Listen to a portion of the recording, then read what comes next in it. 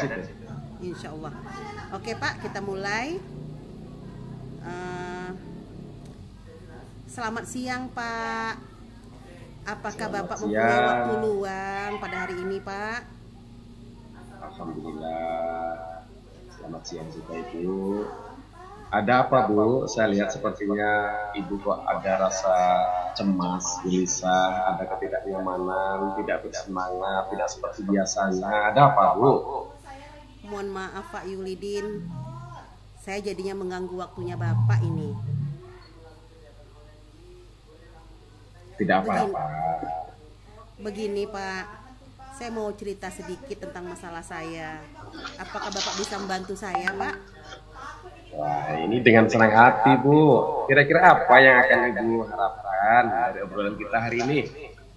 Alhamdulillah, sebenarnya saya ingin mendapatkan solusi atau pemecahan masalah yang sedang saya hadapi Pak.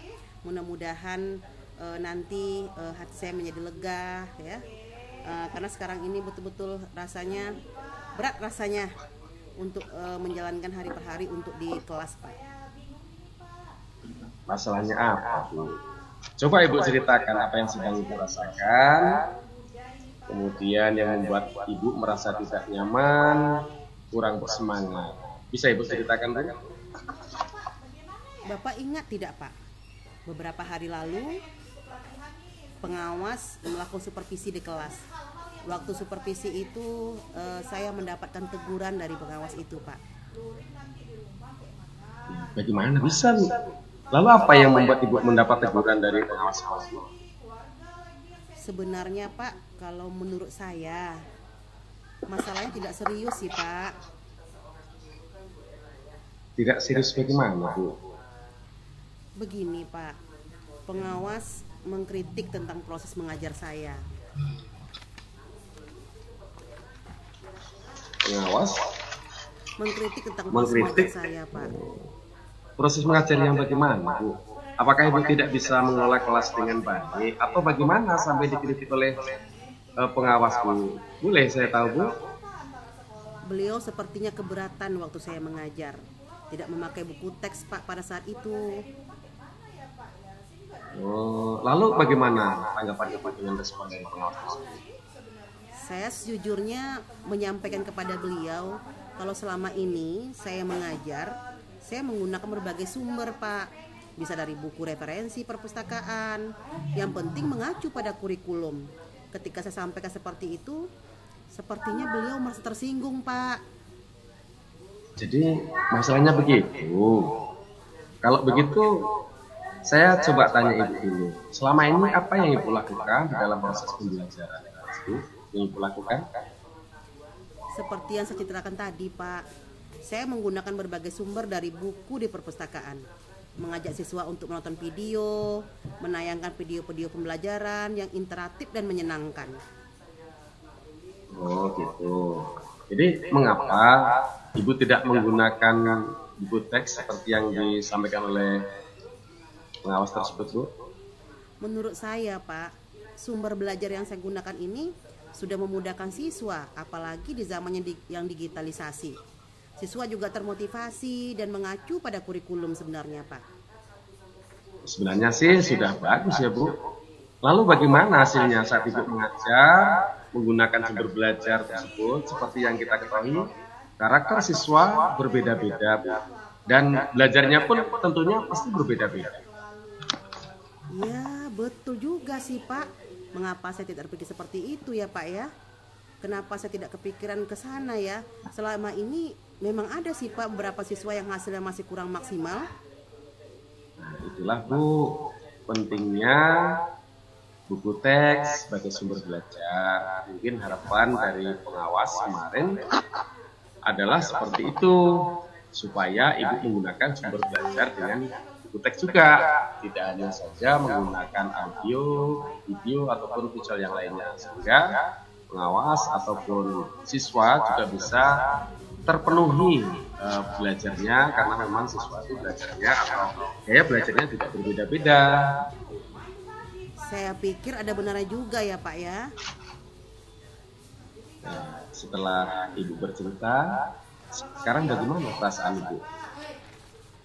Terus terang, terus terang beberapa hari ini saya merasa kurang nyaman. Saya menjadi resah dan di rumah kepikiran terus Pak dengan masalah ini. Akibatnya pekerjaan lain jadi agak terbengkalai Pak. Lalu apa yang membuat ibu merasa tidak nyaman selama ini? Sebetulnya yang membuat saya resah dan tidak nyaman itu karena Bapak pengawas menyampaikan hal tersebut kepada kepala sekolah kita Pak. Saya takut nanti akan jadi masalah di kemudian hari. Jika saya dapat mencoba mengerti apa yang membuat ibu merasa tidak nyaman adalah saat seperti itu, karena ibu tidak menggunakan buku teks sebagai sumber belajar, dan ketika pengawas memperingatkan, ibu memberikan argumen sehingga hal itu membuat pengawas merasa tersinggung. Nah, lalu menyampaikannya kepada kepala sekolah. Itu kan Bu? Iya ya Pak. Kira-kira Pak, saya akan dipanggil atau ditegur kepala sekolah atau tidak ya Pak? Kalau menurut saya, untuk masalah ini ibu bisa merefleksikan dan mempersiapkan diri. Jika ditegur oleh kepala sekolah, harus siap menjelaskan masalah yang sebenarnya terjadi. Dan pasti beliau akan menyampaikan hal positif sehingga menambah semangat ibu dalam mengajar. Mudah-mudahan ya Pak. Amin. Nah, dari apa yang sudah ibu sampaikan, apa rencana ibu ke depannya? Saya berniat menemui beliau untuk membicarakan hal ini Pak. Mungkin beliau akan memberikan solusi. Lalu, apakah ada hal lain yang akan ibu lakukan?